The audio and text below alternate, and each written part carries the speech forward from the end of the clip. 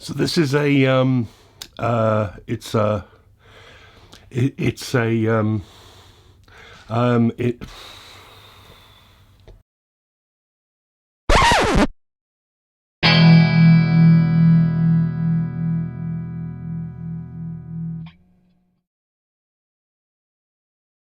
Hello and Happy New Year to you. As always, it's your summary video review to the full review linked below where you'll get a lot more information. As always, thank you so much to people who donate and help keep this this channel and website going. GotAUkulele doesn't get paid by the brands, and I don't want it to be paid by the brands because they could not be impartial reviews if I were. Why not think about subscribing to the YouTube channel as well? You'll get notified about new stuff coming your way as and when it goes up. Anyway, moving on. Sorry about that somewhat obtuse introduction there. It was a little bit cheeky because I know exactly what this is. And this week I am looking at the Fender Tenor Tele. And what this is a 3/4 size Fender Telecaster, and it's a tenor guitar. And to be fair to Fender, they do call it a tenor guitar, and that's what it is. That is to say, a shorter scale guitar with 4 steel strings as an electric. Now, the reason why I was being a little bit cheeky is because it gets a little bit more complicated than that. Firstly, tenor guitars tend to be, not always, but tend to be come in tuning in fifths, so that would be C, G, D, A, whereas Fender make a big noise about the fact that this is tuned in D, G, B, E, which is also a tenor guitar tuning, just less common, called Chicago tuning. And obviously that matches with the baritone ukulele. To further make that complicated, I see some shops refer to this as a hybrid guitar, and even 1 or 2 shops call this a guitar ukulele hybrid. So I'm not entirely sure Fender know, or the shops know, who they're marketing this at. Are they marketing this at guitar players? Are they marketing this at tenor guitar players? Are they marketing this at ukulele players? Maybe all of them, I don't know, but it's all a bit confusing in the message. They were launched in the end of 2019. They've been an absolute pig to get hold of in 2020. The suppliers have been next to none in the UK. I think they may even be finishing now, which is a shame, so I'm late to the party. But let's get into it. Yeah, shrunk down Fender Telecaster, made from an older body, so a heavyweight thing. This is in the Lake Placid blue finish, also comes in a red and also the butterscotch. They're all Fender trademark colours, so Fender fans will recognise what they are. On the red and the blue you get this very pale mint scratch plate, and on the butterscotch of course you get the black. It just looks like a Fender Telecaster, and I must say the build and finish is absolutely flawless, absolutely flawless. Everything is very sympathetic to the Fender Telecaster, pretty much. We've got the more modern single-lipped chrome bridge plate rather than the ashtray, and it's got the more modern 4 micro saddles there rather than the barrel type saddles, but I'm okay with that because that means really nice and adjustable. Tone, volume and pickup selector allowing you to have either bridge, neck or both. The plate's been shrunk down a bit, but it's a shame that the knobs are still guitar size. They could have shrunk those down a little bit as well. Other than that, my only other gripe is that the neck pickup doesn't have the usual chrome top to it. So it's the only thing that doesn't look like a Fender Telecaster. Minor gripe? Yeah, perhaps. Okay. Strap button down there, strap button on the upper horn up here. You also get there's the jack socket output on the back. Very simple, no other decoration. Those are the ferrule holes for where the strings go through. This finish is wonderful, I think. It looks quite plain in some photographs, but there's a metallic quality to it. I really, really like it. And as I say, the build and finish on this, I can't find any flaws with it at all. It's one of the best I mean, I've seen Fender American guitars with worse finishes. This is absolute out of this world. Love it. Moving on, the neck bolt-on, obviously it's a Fender, is made of maple. That stripe down the back there covering the truss rod cover for adjusting the neck relief. Nice to see on a steel strunged instrument. It's got a very slight radius on the top, And this is a maple neck, so the frets go directly into the maple. They don't do a rosewood option. One thing I will say, hugely chunky rounded U profile up here, which I don't normally like, and it's also extremely narrow. This is narrower than the Pathfinder ukulele from Flight. It's narrower than the Reset LP. It's about 31.5mm at the nut and about 23-24 from D to E. That's really narrow. Now, however, this is a longer scale. You see that a lot of people compare this to a baritone ukulele.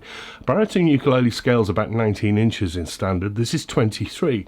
Because of that, you're getting a lot more space between the frets up at this end. And that, coupled with this chunky neck, may work for me. I don't know. We'll see how it plays. But otherwise, yeah, you've got that nice gloss finish on the top of the fingerboard that you get on Fender maple necks, which are really comfortable. One other thing that may fox ukulele players, position dots. 3, 5, 7, 9, not 10, 12, 15, and so on. There's a whole sort of range of schools of thoughts as to why guitars have one at the 9th and ukuleles at the 10th. I'm not getting into it. It's different. You soon get your head around it. Dots on the side. 2. Okay.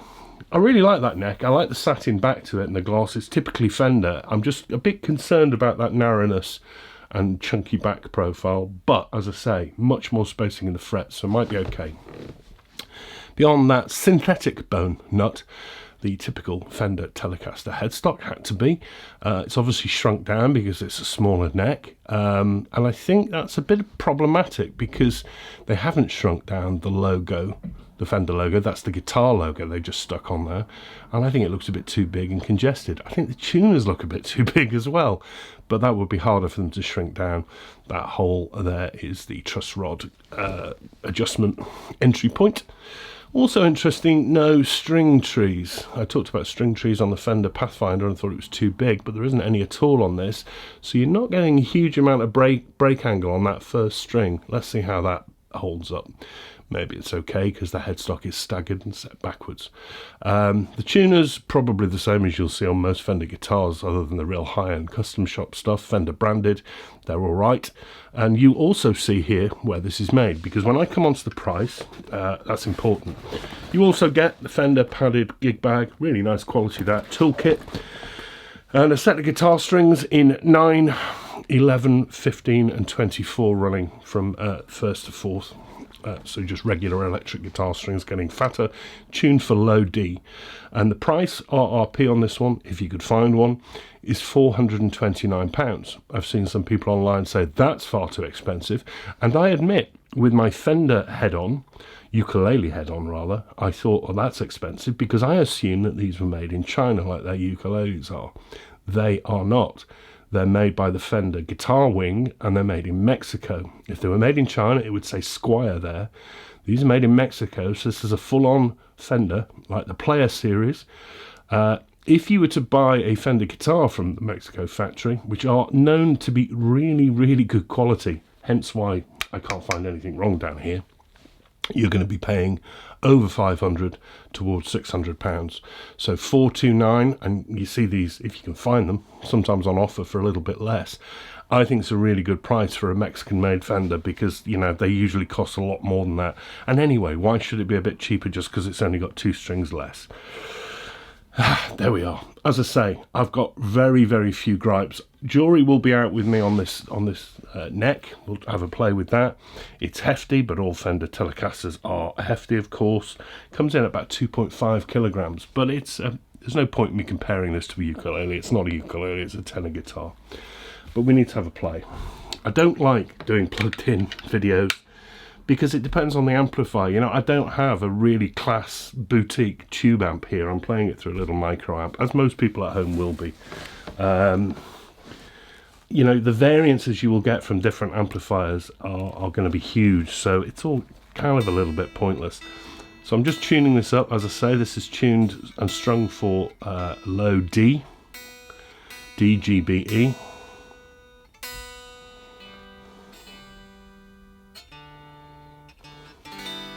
Obviously no sound, unplug into the boss on a clean channel. I'll run you through the pickups first of all, but one thing that's clear, really, really quiet. No hum, buzz that I can sense.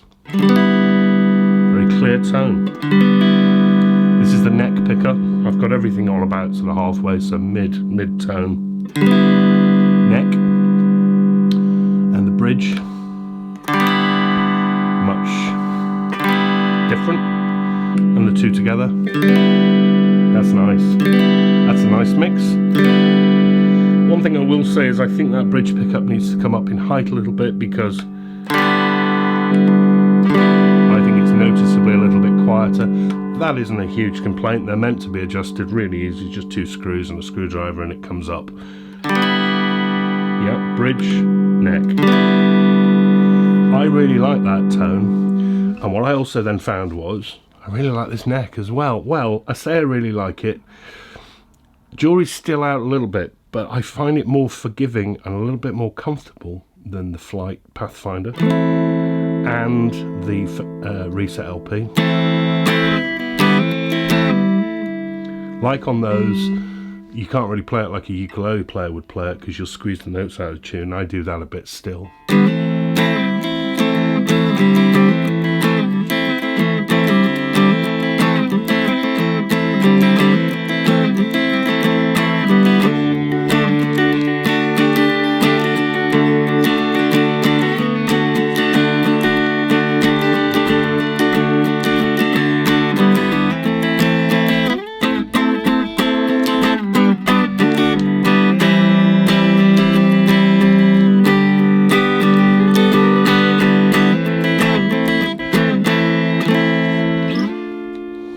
I really like the tone.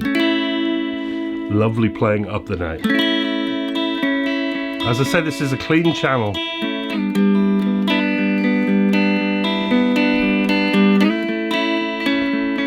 This is on both pickups.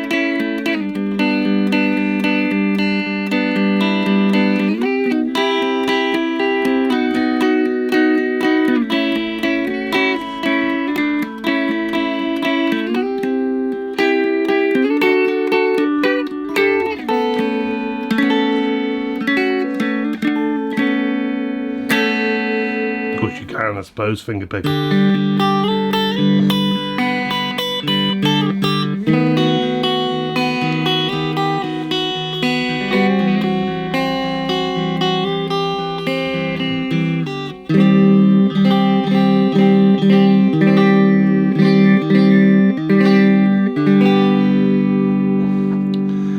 I love this.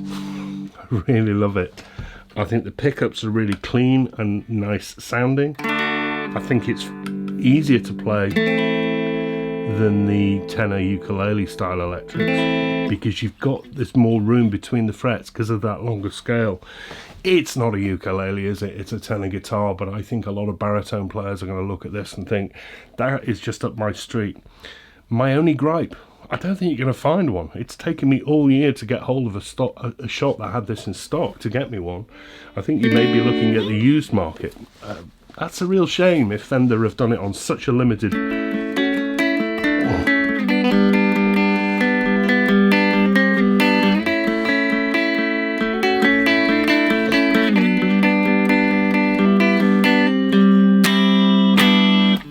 It's a real shame, sorry, I just can't stop playing it. I've been playing this an awful lot.